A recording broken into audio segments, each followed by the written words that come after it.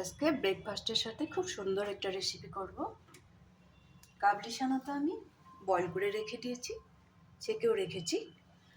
Boil করার সময় একটা কথা খেয়াল রাখবে, খুব সুন্দরভাবে যাতে বয়েল হয়। তারপরে যেটা রান্না করা হবে তখন এত বেশি একটা বয়েল করতে লাগবে না। এই ধরনের বয়েল করলে খুব বেশি টেস্টি হবে। এই জিনিসটা কিন্তু ড্রাই হবে।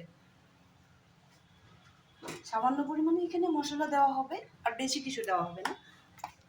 খুব জলদি হয়ে যায় জিনিসটা। আমি সরষের তেল দিয়ে রান্না করব। একটু সরষের তেল দিয়ে দিলাম। তেলটাও খুব বেশি একটা দিবে না। এখানে আমি সামান্য পরিমাণে মেথি দিয়ে দেব।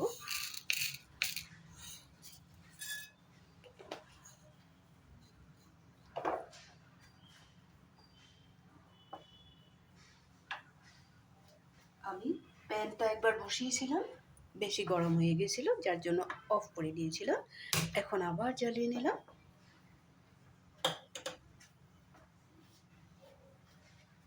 আমি পেঁয়াজটাকে এইভাবে চপ করে রেখেছিলাম।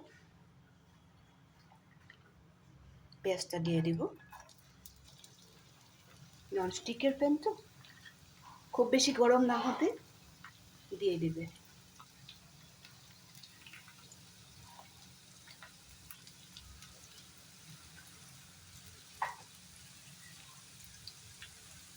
একটু আদা কেটে রেখেছিলাম, আদাটাও এইভাবে হয়তো থেঁতো করেও দিয়ে দিতে পারো। একটু আদা দিবে, এখানে রসুনটা দিবে না।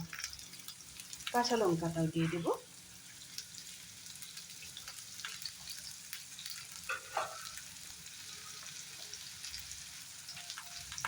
লবণটার কথা আমি পরে ভাববো। কাবলি চানাগুলো বয়েল করার সময় আমি একটু লবণ দিয়েছিলাম। এখানে দিয়ে দেবো একটু হলদি পাউডার।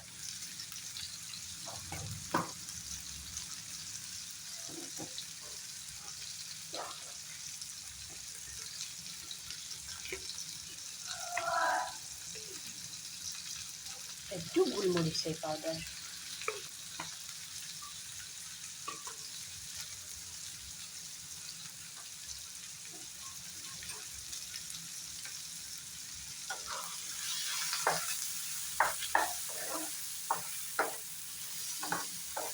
আদা, পেঁয়াজ আর কাঁচা লঙ্কা আর সামান্য গোলমরিচের পাউডার দিয়েছি, একটু হলদি পাউডার দিয়েছি, লবণ এখনো দিইনি।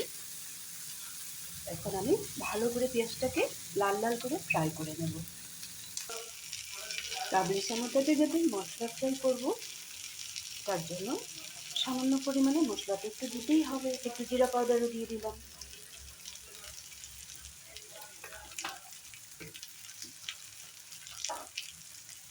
কালারটা একটু ভালো আসার জন্য সামান্য পরিমাণে লাল লঙ্কার পাউডার দিয়ে দিলাম। মশলা ফ্রাই করবো বলে খুব বেশি একটা মশলাটা দিবে না। পেঁয়াজটাতে টেস্টি হবে। একটু আদাও কেটে দিলাম, কাঁচা লঙ্কা কেটে দিয়েছি, এটাতে খুব বেশি টেস্টি হবে।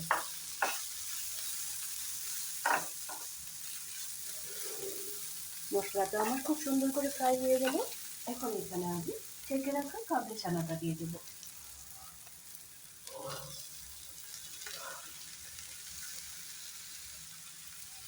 কাবলি চানাটা দিয়ে দিলাম। এখন মশলার সাথে কাবলি চানাটা খুব ভালো মতো ফ্রাই করে নিলেই আমার যে আইটেমটা আমি রান্না করতে চেয়েছিলাম এটা আমার রেডি হয়ে যাবে। একটু সময় লাগবে। মশলার সাথে খুব ভালো মতো ফ্রাই করে নেব। এখানে কোনো জল ব্যবহার করব না। আমি গ্যাসের ফ্লেমটা একটু কমিয়ে দেব। মশলাটা ভালো করে ফ্রাই করে নিলে কাবলি চানাটা দিয়ে বেশি সময় রান্না করতে লাগবে না। আমার প্রায় রেডি হয়ে গেছে। আর এখানে লবণ দিতে হবে না। আমি একটা কাবলি চানা খেয়ে দেখেছিলাম, লবণটা ঠিকঠাকই আছে। আর একদম কম জলে চানাটা বয়েল করবে। এখন আমি ফাইনালি এখানে একটু ধনেপাতা দিয়ে দেবো। একটু না, একটু বেশি করে দেবো।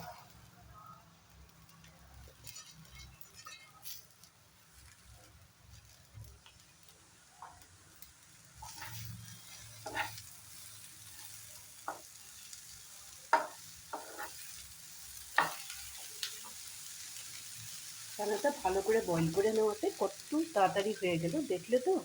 এখন আমি গ্যাসের ফ্লেমটা অফ করে দিলাম। অফ করে দিয়ে একটা ডিশে নামিয়ে রাখবো।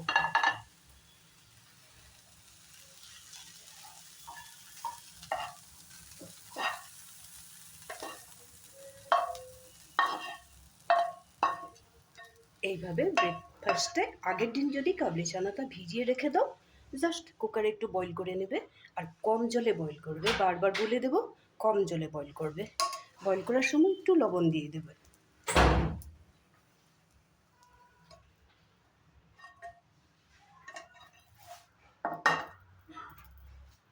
ড্রাই কাবলি চানাটা আমার রেডি হয়ে গেল। এই রেসিপিটা যদি তোমাদের ভালো লেগে থাকে একদিন ব্রেকফাস্টে বানিয়ে খেয়ে দেখো, কেমন লাগলো কমেন্ট করতে একদমই ভুলবে না। লাইক শেয়ার একটু করবে, সাথে থাকবে, ভালো থাকবে। রুটির সাথে পরোটার সাথে খুব বেশি ভালো লাগে আর খুব জলদি হয়ে যায়। খালি একটা জিনিস মনে রাখবে, চানাগুলো যাতে খুব ভালো করে ভিজার পরে আবার সামান্য নুন দিয়ে একটু বয়েল করে নেবে। তাহলে আজকের জন্য রাখি। ভালো থাকবে, সুস্থ থাকবে।